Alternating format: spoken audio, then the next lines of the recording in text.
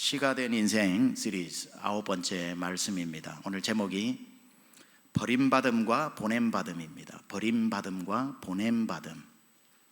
오늘 시편 22편의 기록자는 다윗입니다. 다윗. 여러분 책에 보면, 성경에 보면 위에 다윗의 시 영장으로 한 노래, 그리고 아엘레샤할에 맞춘 노래 이렇게 나와 있습니다. 근데 이게 이제 제목이 아니고 원래 원문에는 1절에 들어가 있습니다. 그래서 시편 22편은 우리 성경은 31절까지 되어 있지만 원문은 32절까지 되어 있습니다. 그런데 다윗이 영장으로 한 노래 이렇게 하는데, 영장으로 한 노래가 뭐라고? 예전에 여러분 제가 시편 설교 자주 하니까 다 기억하시죠? 영장으로 한 노래라고 했을 때는 이 찬양대의 찬양에 맞추어서 부르는 찬양대의 용으로 이렇게 만들어서 전 국민이 부르게 하는 그러한 노래다, 이렇게 말씀을 드렸습니다. 그런데 아엘렛 사할에 맞추어 불렀다 이렇게 나오는데, 이게 무슨 뜻이냐면은 아할렛 사헬이라고 하는 그 당시에 유명한 노래가 있었는데 음은 거기서 따오고 다윗이 적은 시를 거기에 더딥혀서 사람들이 쉽게 모두 아는 노래로 부르게 했다, 이 뜻입니다. 그런데 이 뜻이 뭔지는 잘 알려지지는 않았지만 학자들이 이게 단어를 두 개를 합치면은 핫사하르와 새벽을 나타내는 사하르의 이렇게 합성어로 보통을 봅니다. 그러면은 어떤 게 되냐면은 이게 핫사하르라고 하는 것은 암사슴을 말하는 거고, 사하르는 새벽입니다. 그러니까 이런 노래가 되는 거죠. 새벽에 사슴이 부르는 노래, 이런 뜻입니다. 근데 이게 이제 그 당시에 유행했던 노래 중에 하나였고, 그 NIV 성경에서는 The Dawn of the Morning 이렇게 나옵니다. 사슴이 아침에 부르는 노래. 그러니까 예를 들면 이런 거예요. 우리가 건전가요 중에 비바람이 치던 바다, 그 다음 뭐죠? 잔잔해져 오며, 이 노래를 다 아시잖아, 그렇죠? 여기에다가 우리 찬송을 붙이지 않습니까? 그렇죠? 나를 사랑하는 주님, 나를 위해 죽으시고, 이걸 갖다 붙인 거 아닙니까? 오늘 처음 깨달으신 분도 계십니까, 이거를? 예. 그러니까 그 찬양이 왠지 쉽잖아요, 우리한테. 이게 벌써 건전가요로 잘 알려져 있었던, 예를 들면은 반짝반짝 작은 별, Twinkle Twinkle Little Star 있지 않습니까, 그렇죠? 이게 어디에 또 나와요? A, B, C, D, E, F, G 여기에 나오잖아요. 이런 식으로 이렇게 해놓는 겁니다. 마찬가지로 다윗이 이렇게 지어 부른 시를 그 당시에 가장 많은 사람들이 부르던 아침 사슴의 노래에 더딥혀서 많은 사람이 부르게 했던 노래, 이런 뜻입니다. 따라서 이 시편은 그 당시에 많은 사람들이 불렀던 그러한 유명한 시편이다라고 충분히 예상할 수 있습니다. 그런데 그럼에도 불구하고 오늘 내용은 상당히 무거운 내용을 담고 있습니다. 시작부터가 버림받은 자의 노래로 시작하고 있는 거죠. 하나님께 버림받은 자. 1절을 같이 한번 읽어볼까요? 1절을 시작. 내 하나님이여, 내 하나님이여, 어찌 나를 버리셨나이까? 어찌 나를 멀리하여 돕지 아니하옵시며 내 신음하는 소리를 듣지 아니하시나이까? 문제가 좀 심각하죠. 사람에게 버림받은 게 아니라 지금 이 시편 기자는 누구에게 버림받았다고 얘기합니까? 하나님이여, 어찌하여 하나님이 나를 버릴 수 있단 말입니까? 사람이 날 버리는 거야 이해하고, 부모야 나를 놔놓고 능력이 안 돼서 미안하다 하고, 뭐 모세처럼 그냥 강물에 띄울 수도 있지만, 아니 하나님은 하나님인데 무슨 능력이 없으신 것도 아니고 왜 하나님이 나를 버리신단 말입니까? 내 하나님이여, 어찌하여 하나님이 나를 버릴 수 있습니까? 그렇게 힘이 없어도, 내가 살다가 힘이 없어도 하나님을 의지하고 하나님이 내 곁에 있으면은 또 그것도 괜찮아요. 그렇지 않습니까? 여러분이 뭐 돈이 없어도, 힘이 없어도, 학력이 없어도, 변변한 직장이 없어도, 만약에 그렇다 치더라도 외양간에 송아지 없어도 그 순간 하나님이 나와 가까이 계신다 하면 하나님이 공급자가 되시고 하나님이 필요할 때마다 날 도와주시니까 하나님이 가까이 계시면 또 괜찮은데, 이 1절에 보니까 하나님이 어찌하여 나를 버리셨나이까 해서 끝나지 않고 어찌하여 내게서 멀리 계시나이까 이럽니다. 이거 심각한 거죠. 무슨 일이 닥쳐도 하나님이 가까이 계시면 이겨내겠는데, 이 지금 시편 기자의 이 버림받은 노래는 하나님이 나를 버리실 뿐 아니라 하나님이 나에게서 멀리 계시다는 겁니다. 굉장히 지금 문제가 심각합니다. 하나님이 어찌하여 나를 멀리 계시면서, 나에게서 멀리 계시면서 돕지 아니하시나이까. 그런데다가 세상이 다 무너지는 것 같아도 하나님 한 말씀이면 우리 일어날 수 있지 않습니까? 여러분, 정말 어려운 일 당하다가 사업이 부도가 날 위기에 있다가 어떤 위기를 만났을 때도 기도하던 중에 주님이 내 귀에 걱정 마라, 내가 다 보고 있다, 내가 다 널 살려줄 거다 한 말씀만 해주시면 그래도 그 말씀 붙들고 일어날 텐데, 이 시편 기자의 지금 문제가 뭐냐면은 뭐라고 얘기하죠? 어찌하여 내게 침묵하시나이까. 그러니까 지금 삼중고를 겪고 있는 겁니다.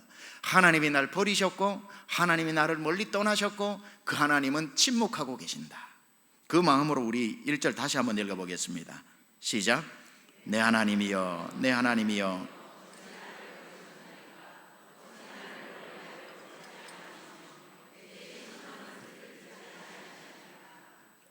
이런 상황이죠. 이러니까 다윗이 왜 이러실까?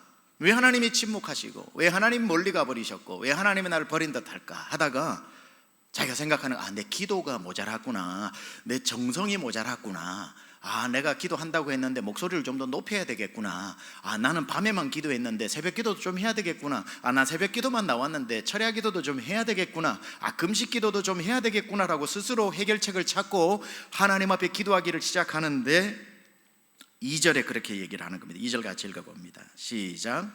하나님이여, 내가 낮에도 부르짖고 밤에도 잠잠치 아니하오나 응답지 아니하시나. 그 기도가 모자라나 싶어가지고 새벽 기도도 하고 저녁 기도도 하고 철야 기도도 하고 작전 기도도 하고 금식 기도도 하고 낮에도 부르짖고 밤에도 부르짖고 눈 뜨면 부르짖고 잠잘 때도 부르짖고 했는데도 문제가 뭐예요? 응답지 아니하시나이다. 이거 어떻게 해야 됩니까? 여러분 어떻게 하실래요? 우린 지금까지 어려우면 기도하라고 그랬고, 기도하면 하나님 응답하신다고 그랬는데, 이 사람 어려움이 왔고 하나님이 떠난 것 같고 하나님 멀리 계신 것 같고 하나님 침묵하시는 것 같아서 교과서대로 내가 기도했는데 그냥 대충 한 게 아니라 밤에도 하고 낮에도 하고 눈 뜨면 하고 걸어가면서 하고 잠잘 때 하고 무시로 기도했는데도 결론은 응답지 아니하시나이다. 그럼 이제 우리 어떻게 해야 됩니까? 교과서대로 했는데 답이 교과서대로 정답 처리가 안 되면, 오답 처리가 나버리면 어떻게 해야 됩니까? 이 시인은 너무나도 당혹스럽습니다. 성경에서 가르쳐준 대로, 원칙대로 어려우면 주를 찾아라 해서 찾았고, 하나님이여 하고 찾았고, 힘들면 부르짖으라 해서 부르짖어 기도했고, 잠잠히 그 뜻을 신뢰하고 기다리라고 해서 오랫동안 기다려 보았지만 아무런 응답이 없다는 겁니다. 아무런 응답이 없다. 이 당황스러움 앞에 다윗은 당황을 하죠. 어쩔 줄 몰라 합니다. 그 마음의 상태가 어떤지 알아보려면 오늘 1절 2절을 읽었는데 2절 1절로 거꾸로 올라가 보면 그 지금 상태가 이런 겁니다. 제가 한번 그 마음을 추적하면서 오늘 본문을 다윗의 심정으로 읽어보겠습니다. 나의 하나님, 내가 밤에도 부르짖고 낮에도 부르짖는데 응답을 안 해주십니까? 하나님은 왜 나에게 그렇게 기도했는데도 아무런 말씀을 하지 않으십니까? 하나님은 아예 내 말에는 귀를 막아버리시기로 작정하시고 침묵하기로 결정하셨습니까? 하나님이 왜 침묵하시는지 이제 알겠습니다. 내게서 멀리 가버리셨군요. 하나님이 나에게서 멀리 계시는 것이군요. 나와 가까이 하는 걸 싫어하시는군요. 벌써부터 나는 하나님이 가까이 계신 줄 알았는데 하나님이 내 목소리 정도는 들리지도 않을 거리만큼 가버리셨고 나를 포기하신 것이군요. 하나님이 나를 멀리 떠난 것이었구나. 내 말이 아무리 부르짖고 외쳐도 들리지 않을 만큼 거리로 하나님이 떠나버리신 것이구나. 왜 떠났지? 나를 멀리 떠나버리신 이유가 다름 아닌 날 버리신 거구나. 하나님이 나를 포기하신 거구나. 하나님이 생각할 때 너는 이제 쓸모없는 인간이다 라고 해서 그냥 종이 쿡쿡 구겨가지고 쓰레기통에 버리듯이 날 버리셨구나. 이제 알겠다. 버리셨기 때문에 응답 안 하시는 거구나. 내가 그렇게 아침 저녁으로 기도를 해도 하나님이 버려버려서 내 기도를 안 들으시는 거구나. 세상에 누가 여러분이 오전에 구겨서 쓰레기통에 버려버린 그 쓰레기를 밤에 자다가 궁금해서 가가지고 다시 뒤져서 찾아오는 사람 없듯이 하나님이 다윗을 꽉꽉꽉 구겨가지고 던져버리셨는데, 그리고는 하나님 머릿속에서 지우개로 지워버렸는데 다윗은 하나님이 안 버린 줄 알고 아직도 하나님이 자기와 함께 있는 줄 알고, 하나님 자기를 포기하지 않은 줄 알고, 나 혼자 지금 북치고 장구치고 하나님 앞에 온갖 아양을 다 떨었던 거구나. 하나님은 나에게 숫자에 아무 관심이 없는 것이구나. 관심 없는 이유가 하나님이 스위치를 내려버렸구나. 하나님이 다윗 같은 내 인생을 쓰레기통에 던져버리셨구나. 지금 그 다윗의 마음이 이 지경까지 이르게 된 겁니다. 하나님께 버림받아 된 비참한 상황에 다윗이 놓였습니다. 이런 비참한 상황에서 다윗은 그나마 마지막 힘을 모아서 몇 가지 방법으로 다시 하나님을 그냥 마지막이라는 심정으로 기도를 다시 합니다. 어쩌면 다윗의 이제 마지막 남아있는 진액을 짜서 하나님께 드리는 기도라고 할 수도 있습니다. 시편 22편이 간절하게 마지막으로 나에게 남은 힘을 다 끌어모아서 하나님 앞에 기도하는 내용이 3절에서 21절까지인데요. 그 3절에서 21절을 제가 조금 다윗의 기도를 분석해 보도록 하겠습니다. 먼저 그가 이런 하나님 앞에 버림받은 이 상황에서 그래도 하나님 한 번만 들어주세요 하면서 한 번 더 하나님 앞에 요청을 하면서 3절에서 21절까지 그가 하나님을 소환하는 기도를 드리고 있는데, 첫 번째 어떤 기도로 나가고 있냐면은 과거를 소환하는 기도를 하고 있습니다. 하나님 하면서 어떤 기도를 드리냐면 3절에서 5절인데 같이 읽어볼까요? 3절에서 5절 시작. 이스라엘의 찬송 중에 거하시는 주여, 주는 거룩하시니이다. 주는 열조가 주께 의뢰하였고 의뢰하였으므로 저희를 건졌나이다.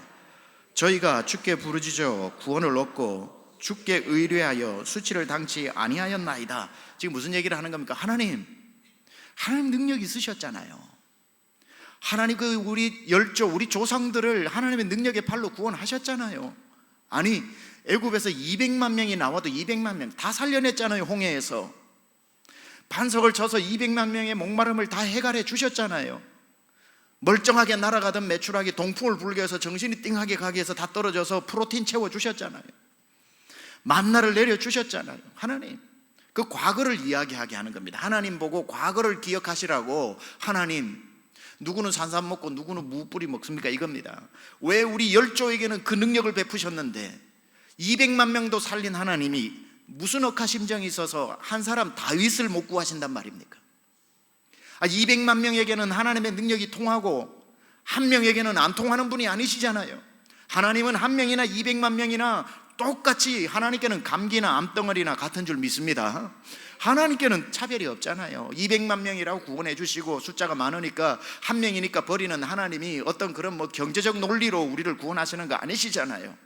하나님 왜 옛날에는 하나님이 산을 들었다 놨다 하시고, 옛날에는 하늘을 말았다가 폈다 하시고, 옛날에는 강물을 불렸다가 말렸다가 하시더니만 왜 하나님 내 다윗의 내가 기도하는 이 기도에는 아무런 기적이 일어나지 않습니까? 우리 하나님도 전설처럼 옛날에는 힘이 있었던 하나님인데 지금은 힘이 다 빠져버린 하나님입니까? 하나님이 누굽니까? Everlasting Father 아닙니까? 변치 않는 하나님.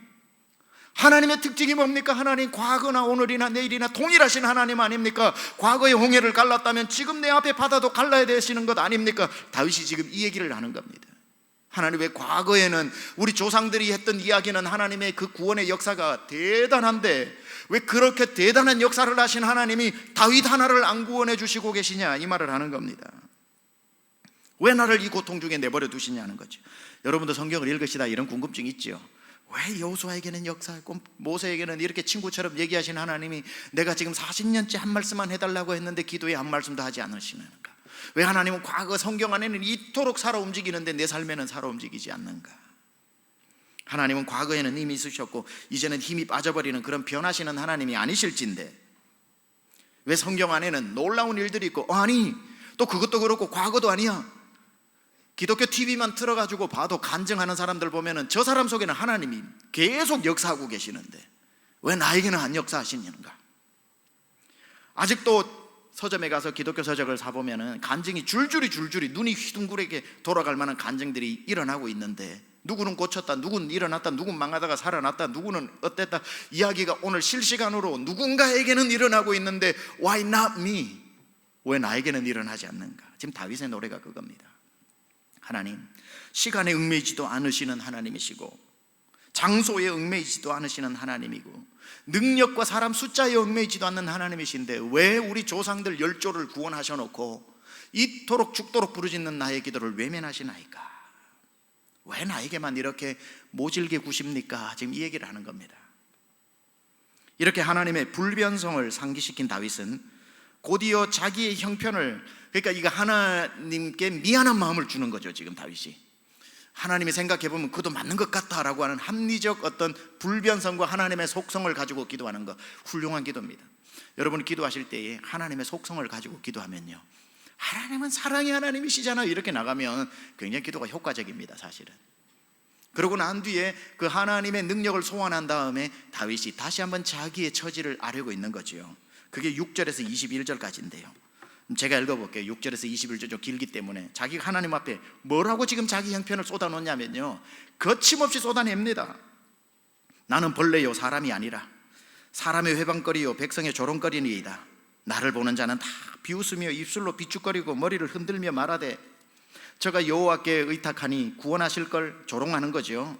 저가 기뻐하시니 건지실 걸, 뭐 하나님 제일 사랑한다더니만 왜 하나님 나타나서 도와주실 걸, 이러고 지금 조롱하는 겁니다. 오직 주께서 나를 모태에서 나오게 하시고 내 모친의 젖을 먹을 때 의지하게 하셨나이다. 내가 날 때부터 주께 맡긴 바 되었고 모태에서 나올 때부터 주는 내 하나님이 되셨사오니 나를 멀리하지 마옵소서. 환난이 가깝고 도울 자 없나이다. 또 조롱하죠. 사람들이 많은 황소가 나를 애워싸며 바산의 힘센 소들이 나를 둘렀으며 내게 그 입을 벌림이 찢고 부르짖는 사자 같으니이다. 나는 물같이 쏟아졌으며 내 모든 뼈는 어그러졌으며 내 마음은 촛밀같이 내 속에서 녹았으며 내 힘이 말라 질그릇 조각 같고 내 혀가 이틀에 붙었나이다. 주께서 또 나를 사망의 진토에 두셨나이다. 개들이 나를 애워쌌으며 악한 무리가 나를 둘러 내 수족을 찔렀나이다. 내가 내 모든 뼈를 셀 수 있나이다. 저희가 나를 주목하여 보고 내 겉옷을 나누며 속옷을 제비 뽑나이다. 여호와여 멀리하지 마옵소서. 나의 힘이시여 속히 나를 도우소서 하면서 자기 형편을 낱낱이 아뢰고 있습니다. 여러분, 기도는 추상적으로 하지 마시고 낱낱이 아뢰시기 바랍니다. 하나님 나의 빚을 탕감해 주십시오, 이렇게 기도하지 마시고 하나님 나의 빚 3억 7,800만 원을 탕감해 주십시오, 그래야 정확하게 해주시죠. 예. 하나님 내 원수가 너무 많습니다, 이러지 마시고 하나님 기 마무개가 나를 힘들게 합니다, 이래야 하나님도 적중률이 높죠. 예. 어쨌든 이렇게 자세하게 지금 자기의 형편을 하나님 앞에 아뢰고 있습니다. 이걸 쭉 설명해 보면 이렇습니다. 하나님, 나는 벌레 취급받고 있습니다. 6절이죠. 나를 보는 사람들이 비웃고 있고 입을 비쭉비쭉해서 조롱합니다. 7절. 이건 저를 조롱함과 동시에 지금 하나님을 조롱하는 겁니다. 하나님 잘 기억하셔야 됩니다. 제가 제일 사랑했던 하나님이 안 도와주고 있다고 지금 저들이 하나님과 저를 동시에 지금 도매금으로 조롱하고 있습니다. 저런 사람도 안 도와주는 하나님, 다윗이 뭐 하나님 믿으면 뭐해, 지금 하나님을 조롱하고 있습니다. 세상에서 다윗 저 사람이 하나님 제일 사랑하는 것처럼 잘난 척하더니 이번에 어디 한번 보자, 하나님이 이 어려울 때 저 사람 도와주나. 다윗이 자기가 하나님의 도움, 하나님이 나의 도움이라고 입만 열면 노래하더니만 하나님이 진짜 도움인지 한번 보자, 이게 8절. 하나님, 그들이 내뱉는 그 무시무시한 말들이 사자가 삼키는 것처럼 나에게 아픕니다. 12절에 13절. 그들이 수근수근거리는 소리가 폭포물 쏟아지는 것처럼 크게 들려와 괴롭습니다. 내 뼈는 초가 촛농으로 녹아지듯 내 뼈는 녹아서 촛밀같이 되었나이다. 14절. 내 힘이 입이 말라버리고 내 힘이 곧 깨질 질그릇처럼 되었습니다. 15절. 내 혀는 이제 기도하기도 사람들에게 변명하기도 힘든 입천장에 붙어버리고 나는 심히 목이 마릅니다. 15절. 이제는 지나가는 개들도 나를 우습게 여기고 죽은 줄로 알고 와서 핥고 지나갑니다. 16절. 죽은 줄 알고, 개도 내가 쓰러져 있으니까 죽은 줄 알고 핥고 지나가고, 지나가는 사람들도 쓰러져 있는 나를 도와주기는커녕 와서 찔러보고 죽었나 살았나 해가지고 꼼짝도 안 하고 있으니까 죽은 줄 알고 내 옷을 다 훔쳐가 버립니다. 속옷까지도 벗겨서 자기들끼리 지금 나누어 가지고 있습니다. 내 몸속에 있는 뼈 중에 아프지 않은 뼈가 없어 모든 뼈들이 나에게 소리를 지르고 있어 나는 내 뼈들을 모두 셀 수 있나이다. 여기 17절 보면 내가 내 모든 뼈를 셀 수 있나이다. 여러분, 이런 고통 겪어보신 분들 계시죠? 뼈가 몇 개인지 건강할 때는 모릅니다, 그렇죠? 근데 무릎뼈가 아프고 허리뼈가 아프고 팔뼈가 아프고 어디 아프면요, 모든 뼈들이 다 소리를 지르는 그런 아픔이, 류마티스 관절염 다 하다 보면 뼈들이 몇 개인지 아는 사람이 있다니까요. 건강할 때는 몸 안에 뼈가 있는지도 몰라. 그런데 아플 때는 온 뼈가 지금 소리를 지르니까 내 뼈가 몇 개인지 셀 수 있을 정도, 손끝 마디마디 안 아픈 데가 없고 발끝 마디마디 안 아픈 데가 없고 무릎 관절 허리 안 아픈 데가 없으니까 지금 내가 내 모든 뼈를 셀 수 있느니라. 지금 다윗의 사정이 이런 상황이라는 걸 하나님 앞에 지금 아뢰고 있는 겁니다.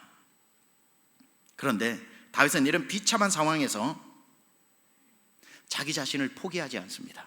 이게 중요한 건데요, 사람들은 지금 다윗을 포기해버리고 떠나버렸죠. 사람들은 하나님도 다윗을 포기했다고 지금 착각하고 있죠.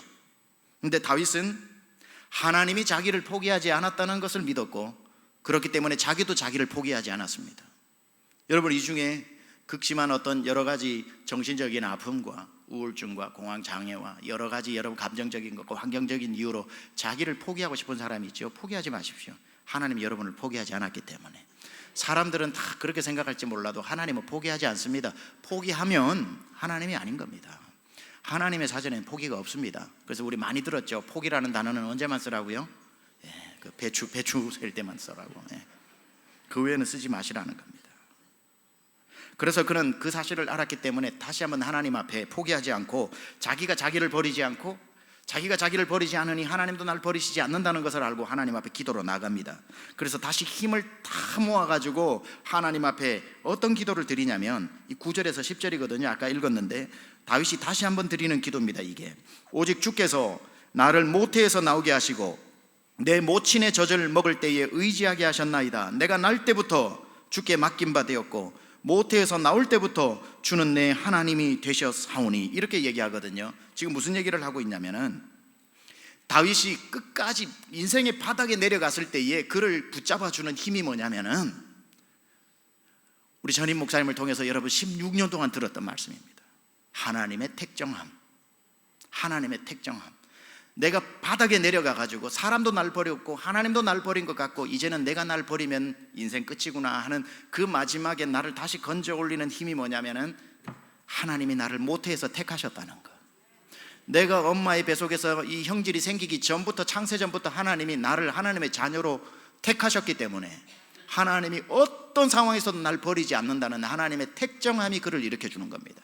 지금 다윗이 지금 그 얘기를 하는 거예요. 하나님, 사람들이 다 나를 버렸다 그러고, 내가 봐도 이 영락없이 하나님이 버려버린 삶같이 내가 봐도 그렇지만 저는 그렇게 보지 않는 것은 하나님이 모태에서 나를 택정해 주셨기 때문에, 버릴라 치면 그때 버리셨지 뭐하러 그때 택하셨고, 하나님이 버릴라 치면 철부질 때 버리시지 왜 나를 지금까지 붙들어 왔겠습니까? 그건 하나님이 나를 택하시고 택한 자는 버리지 않는다라는 하나님의 그 택정함을 지금 얘기하고 있는 겁니다. 하나님이 나와 함께 하신 이유가 내가 이스라엘의 왕이었기 때문에 택하신 것이 아니지 않습니까? 왕이 되기 한참 전, 태어나기도 전에 택해 주시지 않았습니까? 내가 골리앗을 이겨서 나라를 구한 1등 공신이기 때문에 너 좀 써야 되겠다고 나를 택하신 것이 아니지 않습니까? 내가 부모의 태에 형질이 생기기 전에도 나를 택하신 것 아닙니까? 내가 하나님 앞에 잘 살아가지고 그거 크레딧 받고 나를 택해 주셨다면 옛날같이 못하다고 버려도 할 말 없지만, 하나님, 내가 태어나기도 전부터 내가 죄인이었고 우리 어머니도 죄인이었고 죄 중에 잉태해서 죄인으로 태어난 죄인인 줄 뻔히 알면서도 죄 중에 모든 사람이 죄를 범했으나 죄인인 줄 알면서 나를 택하셨는데, 너 죄인이었냐 하고 버리는 하나님이 어디 있습니까? 죄인인 줄 알고 불렀는데, 실수투성이, 모자람투성이, 부족함투성이인 걸 알고 부르셨는데 하나님이 너 그래도 이렇게 부족할 줄 몰랐다고 버리실 하나님이 어디냐 이거예요. 하나님이 우리의 모든 부족함을 아시고, 하나님 우리가 죄인이라는 것도 아시면서도 하나님의 무조건적인 선택, unconditional election, irresistible grace, 저항할 수 없는 은혜로 하나님께서 무조건적인 선택으로 우리를 이유 없이 불러주셨잖아요. 이게 우리를 일으켜 세우는 힘이라는 거예요. 하나님이 날 버리시지 않는다는 거예요. 왜냐하면 그건 하나님이 나를 선택하셨기 때문에. 그러니까 우리가 인생의 바닥으로 갈 때 가장 힘을 내는 게 바로 그겁니다. 하나님이 나를 부르시고 선택하셨다는 거, 그리고 끝까지 나를 붙드시고 놓지 않는다는 거, 불 가운데서도 안 놓고 강의 한가운데서도 안 놓고 사망아 오너라, 사망의 화살이 쏴도 맞아도 죽지 않는다는 거예요. 왜? 하나님의 손안에 있는 자들, 하나님이 붙드시는 자들은, 지금 다윗이 그 얘기를 하는 겁니다. 다시 보면은, 내가 날 때부터 주께 맡긴 바 되었고 모태에서 나올 때 주는 내 하나님이 이미 되셨고, 여기 9절에 오직 주께서 나를 모태에서 나오게 하시고 내 모친의 젖을 먹을 때에 의지하게 하셨나이다. 태어날 때부터 나를 하나님의 자녀로 부르셨지 않냐고, 지금 이 얘기를 하나님 앞에 기도하고 있는 겁니다. 이 선택이라는 것이 우리 인생의 깊은 어둠의 계곡을 지나갈 때 우리를 붙잡아주는 가장 강력한 힘이 되는 거예요. 사망의 음침한 골짜기로 다닐지라도 내가 사망의 음침한 골짜기로 갈 일이 없다는 게 아니다. 크리스찬이라도 사망의 음침한 골짜기 갈 일이 있겠지만 내가 해를 당할 것을 두려워하지 않으면 주께서 나와 함께 하심이라. 주의 지팡이와 막대기가 나를 안위하시나이다. 이건 누구에게 주는, 하나님이 택하신 자녀에게 하나님이 붙드시는 보호하심이라는 겁니다. 이게 하나님의 선택, 하나님의 지키심, 이 영광스러운 우리의 신분이라는 거지요. 다윗은 9절에서 오직 주께서 나를 모태에서 태어나게 하셨고 엄마의 젖을 먹을 때부터 하나님을 알게 하셨고 10절에 내가 모태에서 나올 때부터 하나님의 자녀로 택정함을 입었다라는 이것 때문에 마지막에 정말 하나님이 날 버리셨나? 하나님 버리신 나를, 내가 나를 붙잡고 있을 이유가 어딨어 하고 자기의 목숨을 끊는 게 아니라 그 순간에 그런 막 유혹들이 밀려올 때에 하나님이 버리실 리가 어딨어, 이렇게 일어나는 거죠. 하나님이 안 버리셨는데 내가 나를 왜 버려? 이러고 일어나는 거죠. 저는 뼛속까지 하나님의 택한 자녀입니다, 지금 이 얘기를 하는 거예요. 어찌 부모가 자녀를 잊을 수 있겠습니까? 어찌 하나님이 날 지으셨는데 하나님 아버지가 날 잊어버릴 수 있겠습니까? 그리고는 외치는 말이 11절에 다시 나를 멀리하지 마옵소서, 환난이 가깝고 도울 자 없나이다. 하나님만이 날 버리지 않고 도와주셔야 합니다라고 하나님의 도움을 다시 한번 힘을 내서 부르짖고 있는 겁니다. 그게 이제 자기 사정을 다 하려고 난 뒤에 19절에서 20, 21절에 그가 하나님 앞에, 하나님 내가 하나님의 자녀입니다. 내 상황은 지금 개보다도 못한 상황이 되었습니다. 죽은 자보다 못한 상황이 되었습니다. 그러나 하나님이 날 택하시고 내가 하나님의 자녀고 하나님이 날 버리지 않았다는 것을 알고 있습니다까지 이르게 되자 기도가 어떻게 돼요? 19절, 20절, 21절에 여호와여 그러니 멀리하지 마옵소서, 나의 힘이시여 속히 나를 도와주소서, 내 영혼을 칼에서 건지시며 내 유일한 것을 개의 세력에서 구하소서, 나를 사자의 입에서 구하소서, 주께서 내게 응낙하시고 들소불에서 구원하셨나이다. 이렇게 바뀌게 되는 거지요. 왜? 하나님이 날 버리지 않았기 때문에 그분께 다시 기도할 수 있는 겁니다. 여러분이 하나님께 절대 실망하셔서는 안 되는 게, 하나님께 실망해버리시면요 하나님께 기도할 수가 없는 겁니다. 여러분이 실망한 분에게 어떻게 기도를 해요? 하나님이 떠났다고 생각하는 하나님을 믿고 있는데 어떻게 하나님께 어려울 때 기도를 합니까? 하나님이 여기 계시다고 생각해야 기도를 하지요. 하나님 듣고 계시다는 걸 믿어야 하나님께 기도를 하지요. 하나님이 가까이 계시다는 것을 알아야 붙잡죠.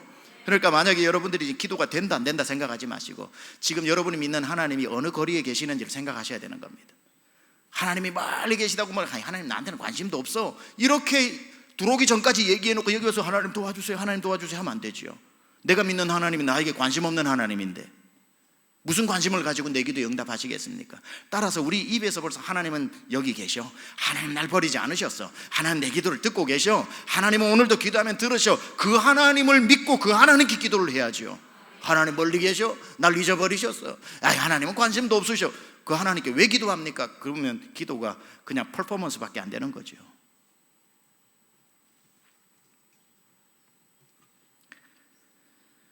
그때부터 하나님이 날 버리지 않으셨다, 속지 말자, 내가 나에게 속삭이는 소리에 속지 말자, 사람들이 속삭이는 소리에 속지 말자, 하나님의 긴 침묵에 하나님 날 버리셨다고 잘못 해석하지 말자.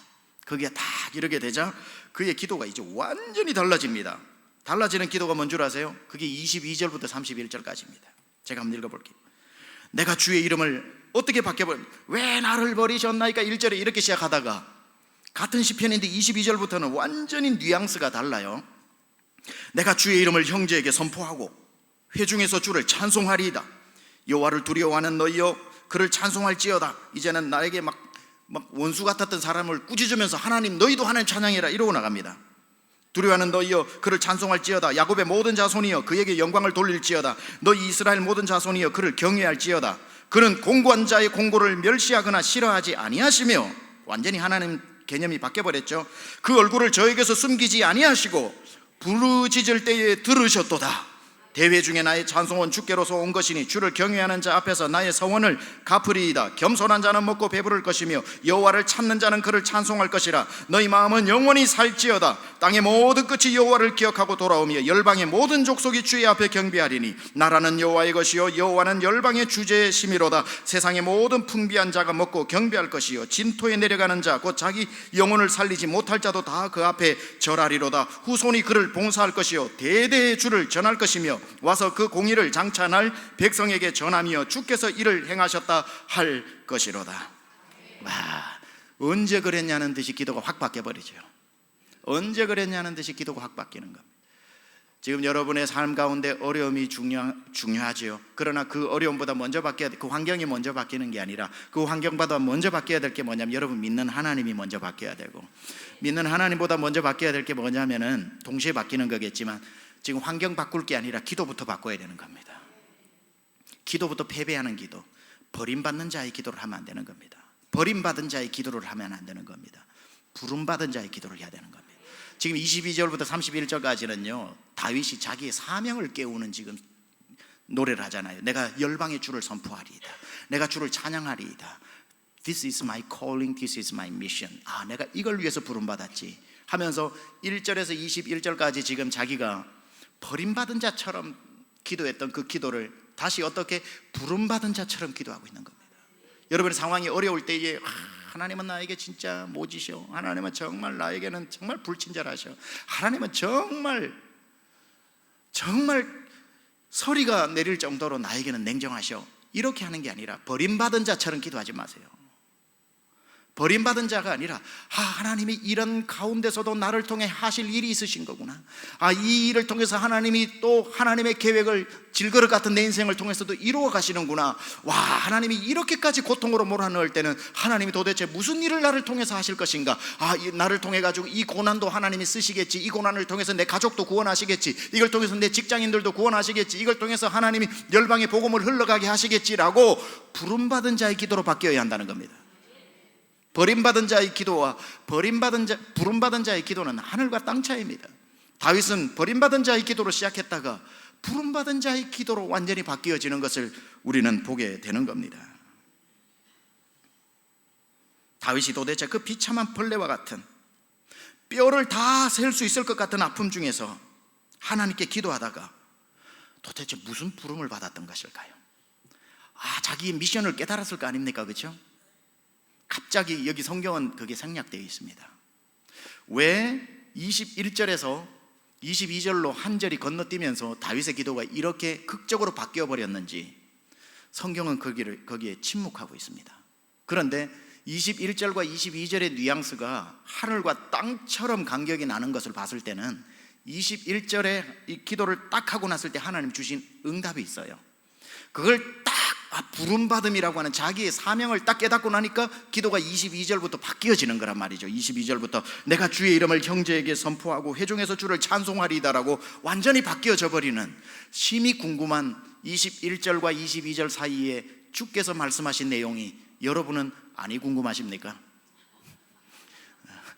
여러분 궁금하셔요? 안 궁금하셔요? 도대체 21절과 22절 사이에 우리 하나님께서 다윗에게 무슨 말씀을 하셨길래 다 죽어가던 다윗이 내가 찬송하리이다, 내가 형제에게도 이제 선포하리이다, 너희들도 빨리 깨어나 하나님 찬송해라, 지금 뭐 입술 삐죽삐죽 거릴 때가 아니다. 아니 도대체 무슨 일이 있었던 것일까? 그건 다음 주에 아닙니다. 지금 말씀드립니다. 지금 시간이 남아서.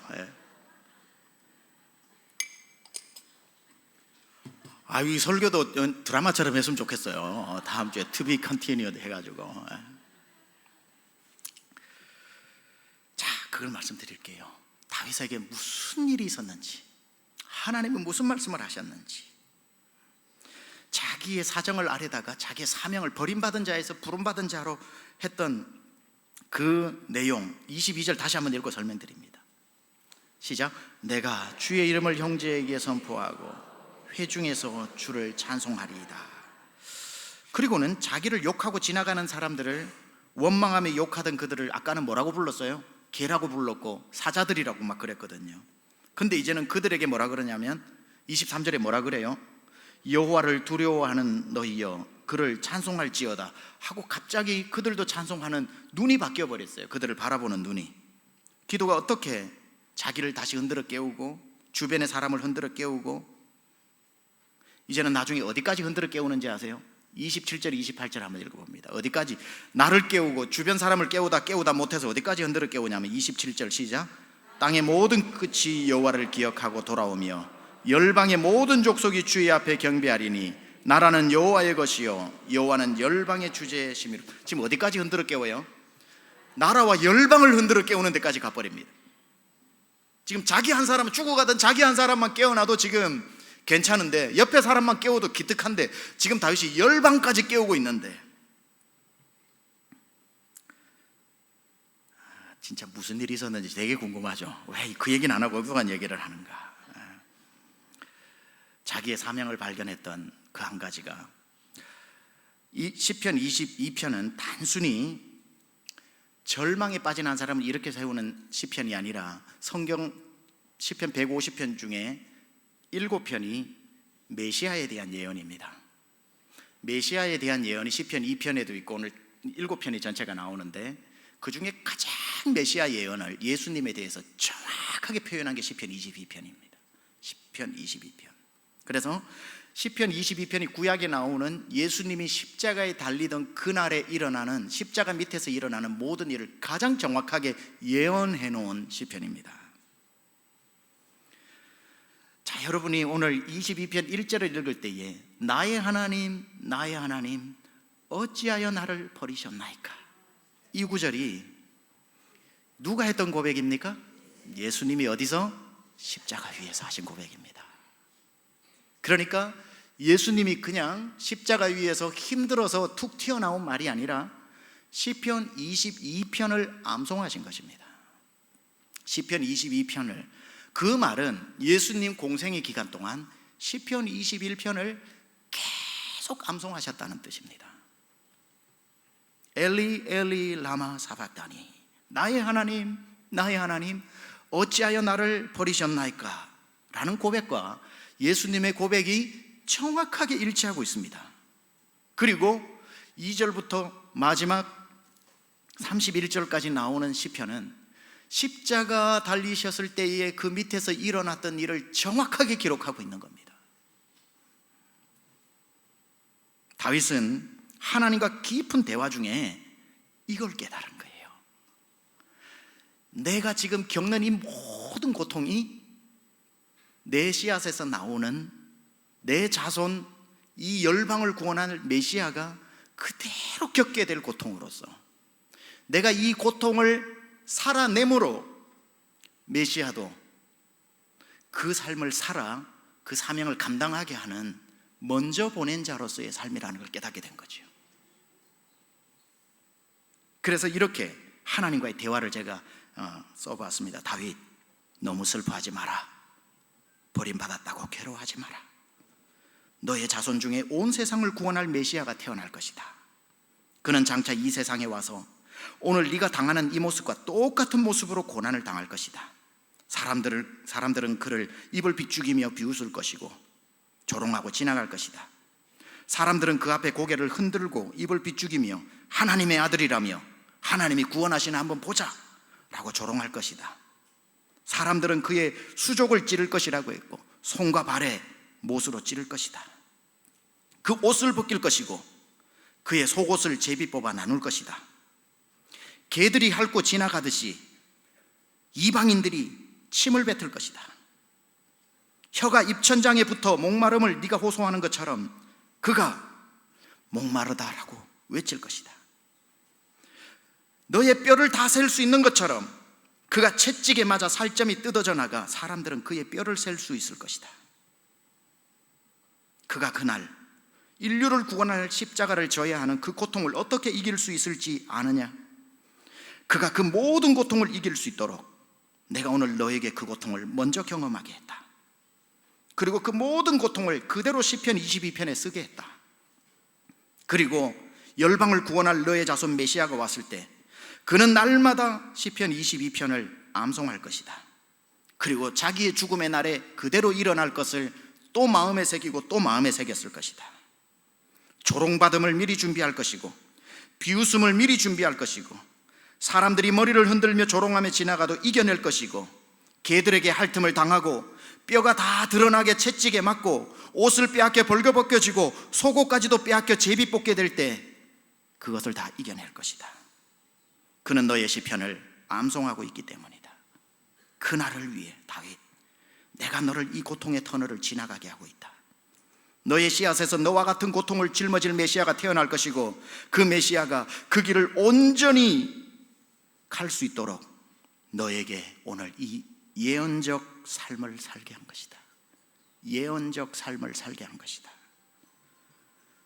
여러분, 이것은 저의 상상력에서 나온 것이 아닙니다.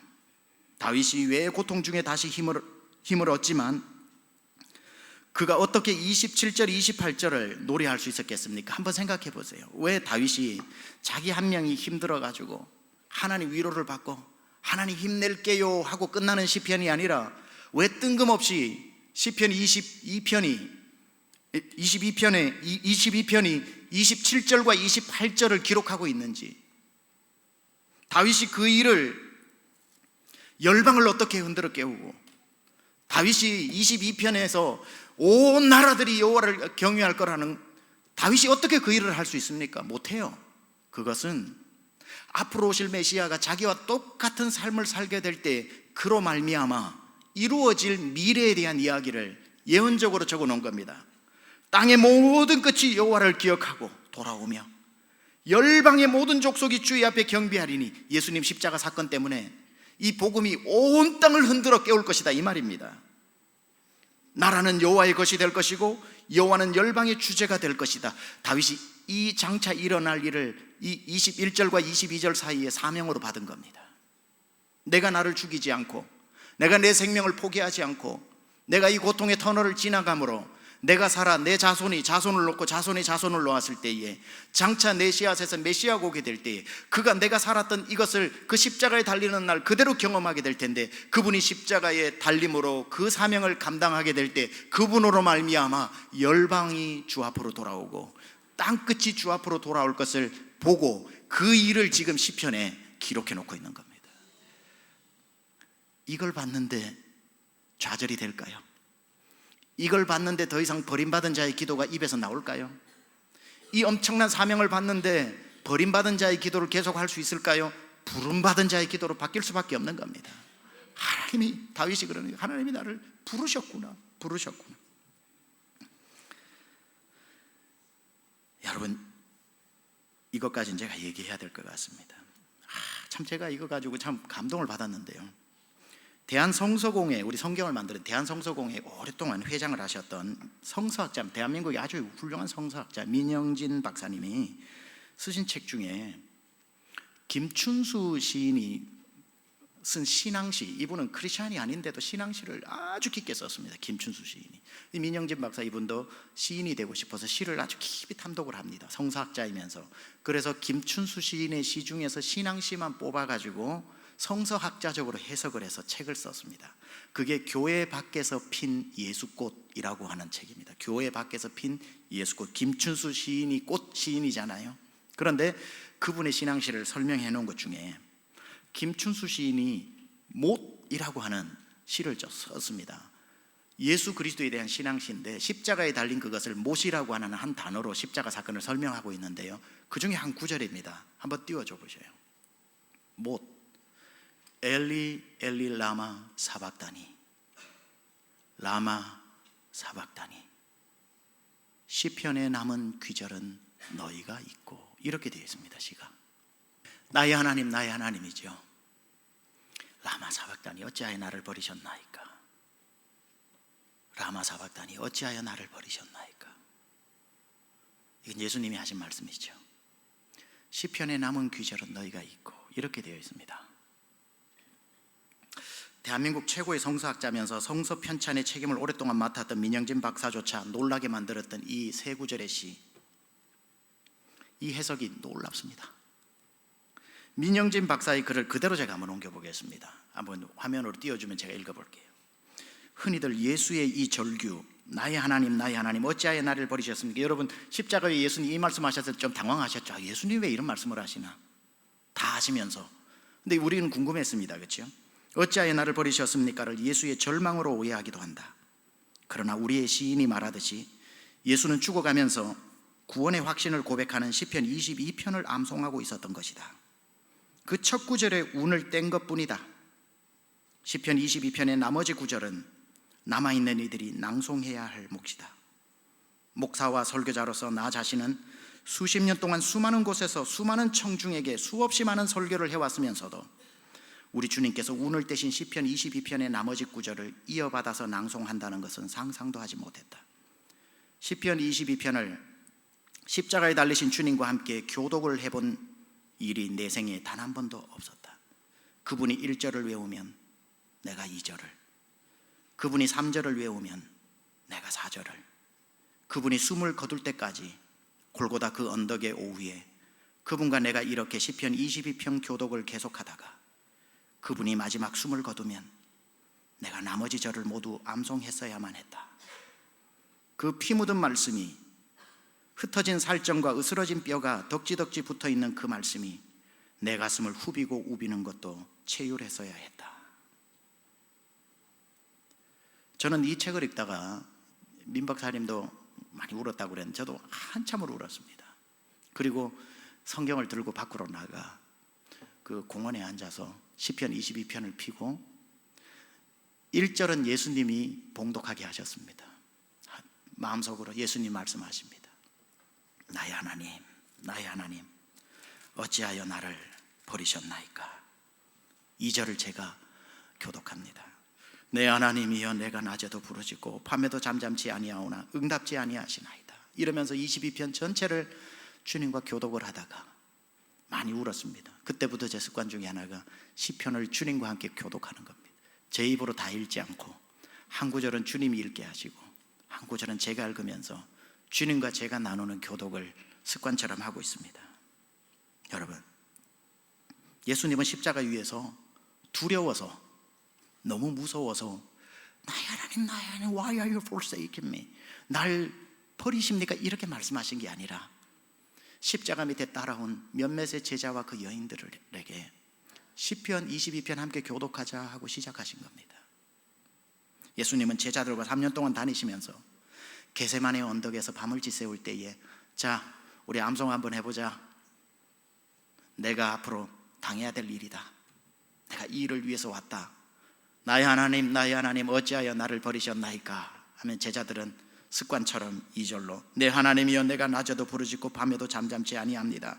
예수님이 이스라엘 찬송 중에 거하시는 주는 거룩하시다 이렇게 쭉 읽어나가다가 한 구절 한 구절을 주고받다가 나중에 27절에 합독을 할 때는 둘의 마음이 가슴으로 벅차올라서 합독을 합니다. 땅의 모든 끝이 여호와를 기억하고 돌아오며 열방의 모든 족속이 주 앞에 경배하리니 나라는 여호와의 것이요 여호와는 열방의 주제가 되심이로다 하면서 서로 끌어안고 이 일이 우리를 통해 이루어지겠습니까? 하나님의 나라가 하늘에서 이룬 것처럼 이 땅에서도 이루어지겠습니까? 어느 날은 야 배를 띄워 호수 건너편으로 가자.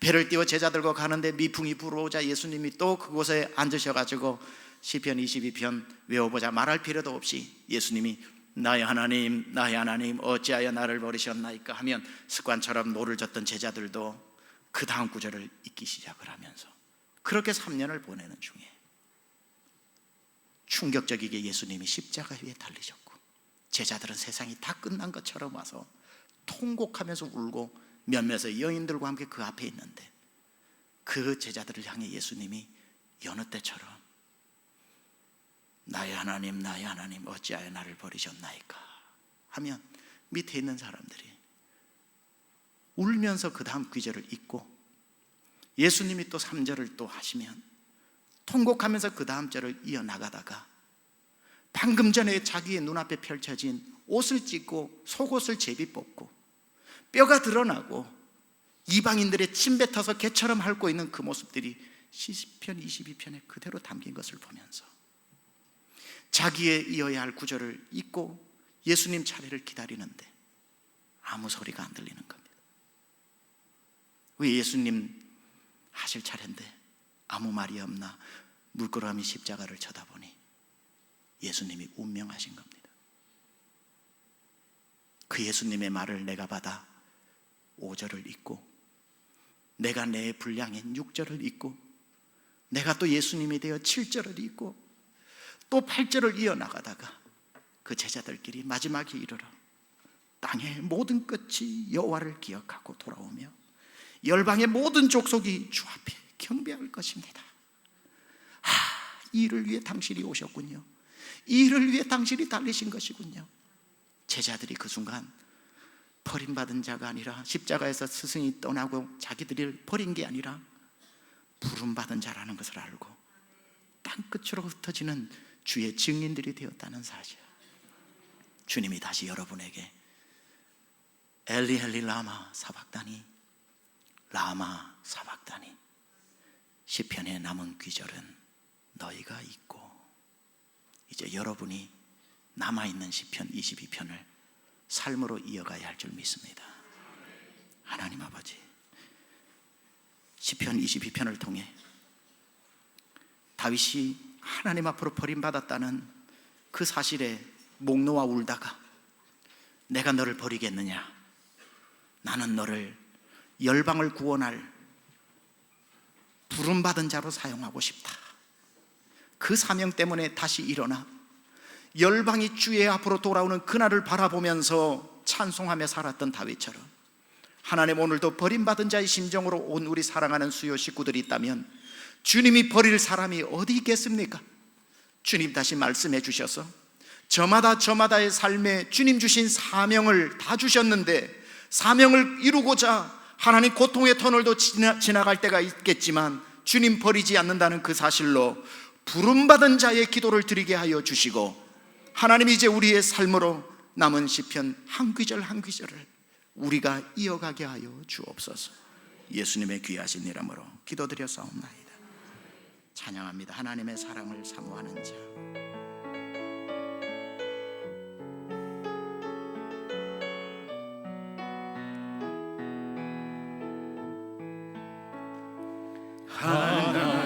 하나님의 사랑을 사모하는 자, 하나님의 평안을 바라보는 자, 너의 모든 것 창조하신 우리 주님이 너를 얼마나 사랑하시는지 하나님께 찬양과 경배하는 자,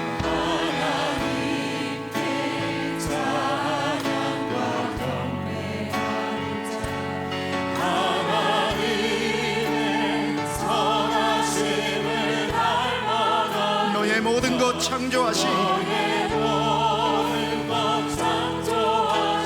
우리 주님이 너를 삼으셨네.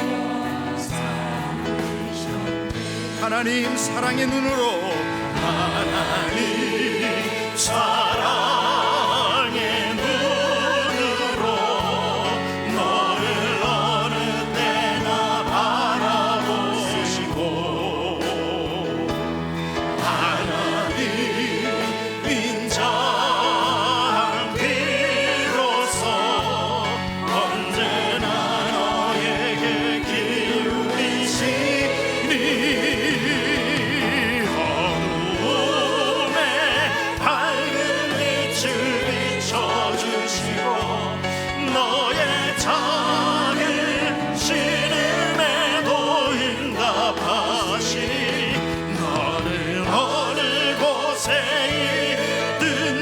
주를 바라고 주만 바라보, 하나님 사랑의 눈으로,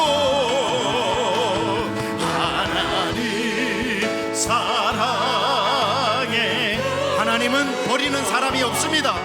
하나님은 포기하는 사람이 없습니다. 하나님은 모든 사람을 부르실 때에 뜻 가운데 행하십니다. 하나님은 여러분을 통해 사명을 주시고 그 사명을 이룰 때까지 하나님은 여러분을 포기하지 않습니다. 오늘도 하나님을 붙잡고 나가야 합니다. 하나님 나를 사용하여 주옵소서, 하나님 나를 살려주시옵소서 붙들고 나가야 합니다. 빛을 비춰주시고 너의 작은 시름에도 응답하시리. 우리 이 시간에 두 손을 듭니다. 두 손을 들고 난 뒤에 하나님 나를 다시 한번 놓지 말고 사용하여 주옵소서. 하나님의 자녀로 힘을 내어 살기를 원합니다. 주의 이름 한번 부르고 기도하겠습니다.